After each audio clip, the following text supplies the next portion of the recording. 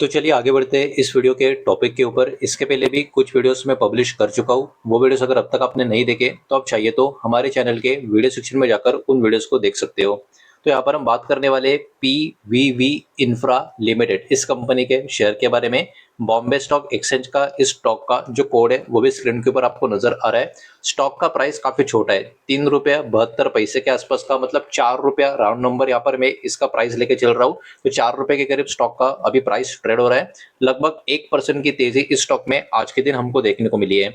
इस कंपनी के बारे में एक्चुअली एक बहुत ही बड़ी वाली खबर निकल कर आ रही है और खबर एक्चुअली बहुत पॉजिटिव है, जिसके कारण स्टॉक में भी एक ठीक ठाक टाइप की तेजी आज के दिन हमको देखने को मिली है। अब देखिए स्टॉक का सबसे पहले पिछले 1 साल का पैटर्न अगर हम देखें तो 1 साल का पैटर्न स्टॉक का काफी अच्छा नजर आएगा। पिछले 1 साल की टोटल रिटर्न्स की बात करें तो 44.20% के आसपास के रिटर्न पिछले 1 साल में स्टॉक में हमको देखने को मिल रहे हैं। और चार्ट का जो पैटर्न स्क्रीन के ऊपर आपको नजर आ रहा है वो भी काफी अच्छा खासा पैटर्न हमको यहाँ पर देखने को मिल रहा है। जब तक बात करें पिछले 5 साल के पैटर्न की तो देखिए 5 साल के पैटर्न में बहुत ज्यादा ऊपर नीचे मोमेंटम होता हुआ देखने को मिला है। मतलब वॉलेटिलिटी पिछले 5 साल में स्टॉक में काफी ज्यादा हमको देखने को मिली है। और ओवरऑल 5 साल में 160% के अच्छे रिटर्न भी स्टॉक में हमको यहाँ पर नजर आ रहे हैं।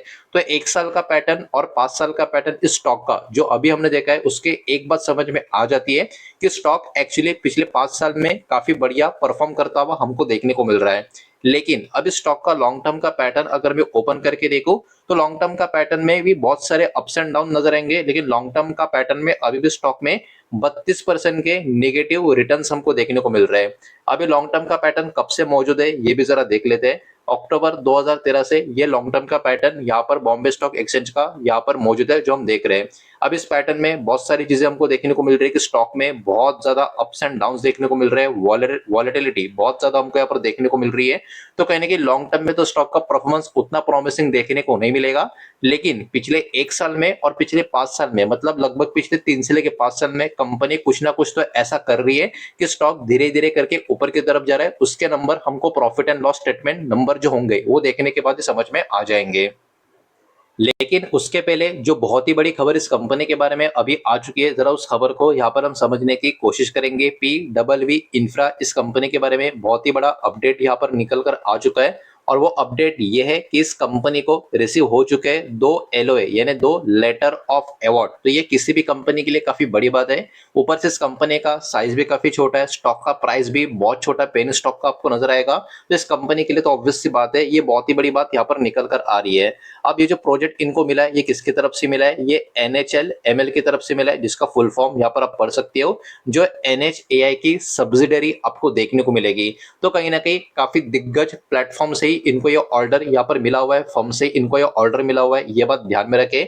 अब कंपनी इस प्रोजेक्ट के तहत क्या करेगी? डेवलप करेगी, ऑपरेट करेगी और मेंटेन करेगी वे साइड अमेनिटीज नेशनल हाईवेज की। तो कहने की कंपनी को जो कॉन्ट्रैक्ट्स मिले वो काफी दिग्गज कॉन्ट्रैक्ट्स है, काफी बड़े कॉन्ट्रैक्ट्स यहाँ पर हमको नजर आएंगे।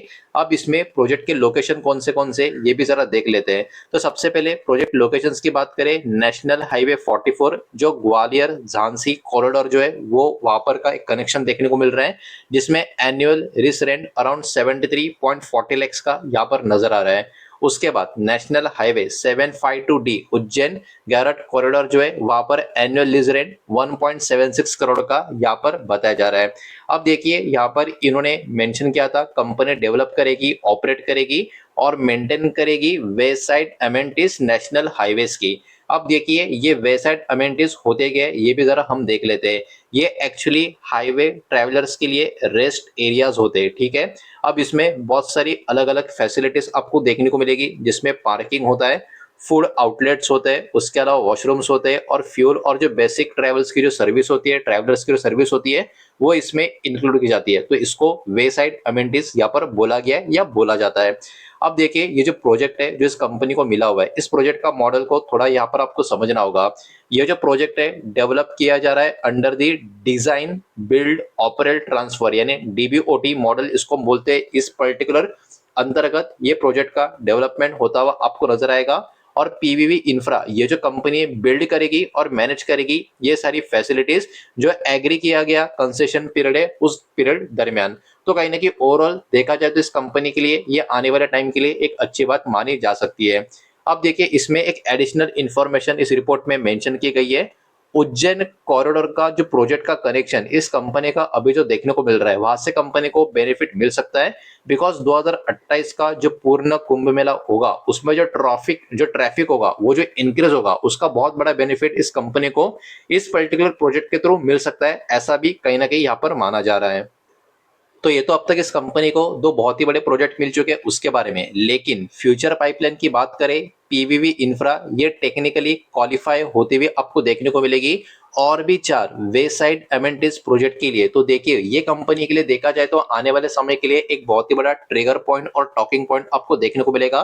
बिकॉज अभी तो 2 प्रोजेक्ट इनको मिल चुके हैं, लेकिन कंपनी टेक्निकली क्वालिफाई हो चुकी है और भी 4 वे साइड एमेनिटीज प्रोजेक्ट के लिए। और इन प्रोजेक्ट का लोकेशन यहाँ पर आप देख सकते हो, बैंगलोर चेन्नई का जो एक्सप्रेसवे है उसके लिए भी है, और दिल्ली देहरादून का जो कॉरिडोर है उसके लिए भी यहाँ पर बताया जा रहा है। फाइनल अवार्ड जो भी होगा वो डिपेंड होगा कि किस तरीके का आउटकम फाइनेंशियल बिड इवैल्यूएशन के बाद निकल कर आता है, लेकिन ये भी कंपनी के लिए कहीं ना कहीं अभी के टाइम पे काफी बड़ी और पॉजिटिव बात यहाँ पर निकल कर आ रही है। तो ऑब्वियस सी बात है, मार्केट का तो इस कंपनी के ऊपर कहीं ना कहीं फोकस बना रह सकता है। जैसे कि मध्य प्रदेश में जो 2 प्रोजेक्ट इस कंपनी को अभी मिल चुके हैं, उसका प्रोग्रेस कंपनी कैसे करती है इसके ऊपर मार्केट का ध्यान होगा। साथ ही साथ जो पेंडिंग फाइनेंशियल बिड्स का आउटकम है और भी 4 एडिशनल प्रोजेक्ट के लिए, उसके ऊपर बहुत जल्दी क्या कमेंट्री निकल कर आती है उसके ऊपर भी मार्केट का ध्यान होगा। और किस तरीके से एग्जीक्यूशन और कमीशनिंग सक्सेसफुल कंपनी कर पाती है इन फैसिलिटीज का, उसके ऊपर भी अब मार्केट का ध्यान बना रहेगा। अब चलिए थोड़ा सा आगे बढ़ते हैं, कंपनी का और भी कुछ डेटा यहाँ पर हम देखने की समझने की कोशिश करते हैं। लेकिन आगे बढ़ने से पहले वीडियो को लाइक कर देना, वीडियो को शेयर कर देना, पहली बार चैनल पर आ चुके हो तो चैनल को भी सब्सक्राइब जरूर कर देना। अब देखिए कंपनी का मार्केट कैप बहुत ही छोटा है, 85.2 करोड़ का कंपनी का मार्केट कैप है। मतलब ये स्मॉल कैप में भी काफी छोटी कैटेगरी की कंपनी आपको नजर आएगी, जिसको आप nano cap micro cap type की कंपनी बोल सकते हो। स्टॉक का पी की अगर हम बात करें तो स्टॉक का पी अभी के टाइम 12 के करीब हमको देखने को मिल रहा है। और इसके सामने इंडस्ट्री पी अगर हम देखने की कोशिश करें तो इंडस्ट्री का पी 18 के करीब देखने को मिल रहा है। मतलब जितना इंडस्ट्री में अभी डिमांड है, कंपनी का डिमांड कंपेयर टू इंडस्ट्री कम है। मतलब कंपनी के पास एक मौका भी है कि सही तरीके से अगर ट्रैक पर कंपनी चलती जाए तो कहीं ना कहीं इंडस्ट्री का डिमांड को कंपनी मैच कर सकती है। प्लेज परसेंटेज 0 है, मतलब कंपनी के जो प्रमोटर्स है इन्होंने अपना कोई भी शेयर गिरवी रखा नहीं है। कंपनी के पास असेट भी काफी अच्छा खासा मौजूद है, 119 करोड़ के आसपास का। आगे बढ़ते चेक कर लेते हैं अब इस कंपनी का प्रॉफिट एंड लॉस का स्टेटमेंट कैसा देखने को मिल रहा है। जो भी नंबर होंगे करोड़ में होंगे और कंसोलिडेटेड जो फिगर्स होंगे वही यहाँ पर हम चेक करने वाले हैं। पिछले 3 फाइनेंशियल ईयर का डेटा यहाँ पर अवेलेबल है, 2025-26 का, 24-25-26 का। तो 3 साल लगातार फाइनेंशियल ईयर कंपनी कैसा नंबर पोस्ट कर रही है वो जरा देख लेते हैं। ये कंपनी का साइज काफी छोटा है, तो ये बात भी यहाँ पर आप ध्यान में रखें। 3 करोड़ के आसपास का प्रॉफिट कंपनी का 3 साल पहले था, फिर वो प्रॉफिट बढ़कर 5.5 करोड़ का हो गया और अभी वही प्रॉफिट बढ़कर 7 करोड़ के ऊपर जा चुका है। मतलब देखिए कंपनी का जो स्टॉक का चार्ट हमने देखा था पिछले 1 साल का, पिछले 5 साल का, उसमें कंपनी काफी जबरदस्त परफॉर्मेंस करती हुई नजर आ रही है। मतलब स्टॉक भी काफी अच्छा खासा रिटर्न देता हुआ नजर आ रहा है। और वो स्टॉक का रिटर्न ऐसे ही नहीं है, मतलब फालतू का नहीं है, बिकॉज कंपनी पिछले 3 साल में लगातार ग्रो होती हुई हमको नजर आ भी रही है। मतलब ये कंपनी देखा जाए टेक्निकली पिछले कुछ सालों से या पिछले 3 सालों से, तो इस कंपनी का जो प्रॉफिट है लगातार ऊपर की तरफ जा रहा है। मतलब ये कंपनी अभी के टाइम पे profit making, profit growing company हमको देखने को मिल रही है।